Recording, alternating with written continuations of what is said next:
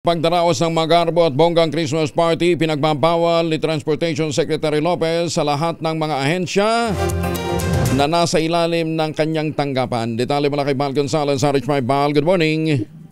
Morning, Kuya Angel. Pinagpapaliban ni Secretary Giovanni Lopez sa Department of Transportation ng mga mararangya at malalaking pagdiriwang ng Pasko at Bagong Taon.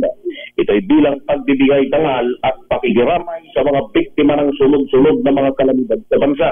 Sa isang memorandum na nilabas at pirmado ni Lopez, inutusan ng kalihim ng DOTR at mga touch agencies nito na iwasan ang mga magagastos na pagdiriwang ng year-end sa buong kagawaran. Paliwanag ni Lopez, kahit ng mga pagtitipon sa year-end ay nakapagpapalakas ng moral at pagkakaisa sa opisina, ito'y nangangailangan pa rin ng paggamit ng pondo ng gobyerno at oras lamang sa gagawing paghahanda. Git ng kalihim, marami ng mga Pilipino ang labis na naapektuhan ng mga kalamidad gaya ng lindol, bagyo, baha at pagsabog ng bulkan mula sa iba't ibang rehiyon sa bansa nitong nakalipas na mga buwan. Dahil dito aniya, marapat lamang na maging sensitibo, makatao at huwag nang magdaos ng mga malakihang pagdiriwang ngayong taong ito. Ako si Bal Gonzales, DJ Rachel na sa Pilipinas.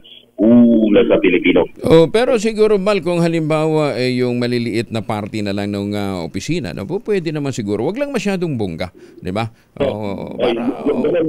Ganun nga, Kuya Angel, yung mensahe ng palihim, wag na yung gagawin pa sa isang hotel na mamahaling hotel. Wag na kayo Pwede namang magsalo-salo na lang sa isang order ng kare-kare. Yung mga empleyado, yun yung gustong sabihin ni Kalihim Lopez. Kaya nga, Bal, yung mga yung giveaway natin dito sa opisina, no, ha? Huwag mo na ring intayin, ano, ha? Dahil idodonate natin yan sa mga naging biktima ng kalamidad. Okay lang ba? Okay lang yun, Kuya Angel. Kaya wag na rin umasa pa si Miss Pieces at si Ma'am taon-taon kong binibigay. At sa mga inaanak natin, mga inaanak, wag na kayong maghintay ng anumang regalo, ampaw, dahil ibibigay natin sa mga nangangailangan yung mga pang-giveaway natin, yung mga pang-regalo, ano, ha? At may dadagdag pa ko dyan, Kuya Angel. Ano yan? Yung nasanin nito doon sa kaping ibibigay mo. Ano? Ito sa Quezon City,